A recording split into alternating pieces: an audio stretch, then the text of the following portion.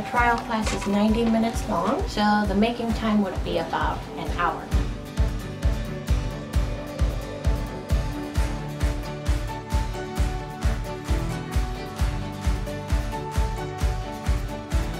Lock your elbows on your knees. Make a deep indentation about 4 to 5 centimeters. And then like that, you stand up the wall.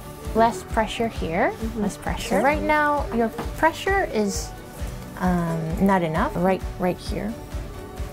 Good.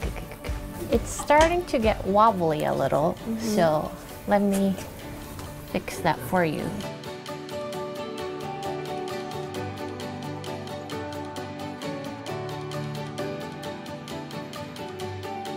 It was a little bit difficult for the first time, but it was very fun, and I had a great experience today. Thank you so much. It was pretty amazing. I didn't think I'd be able to actually make anything.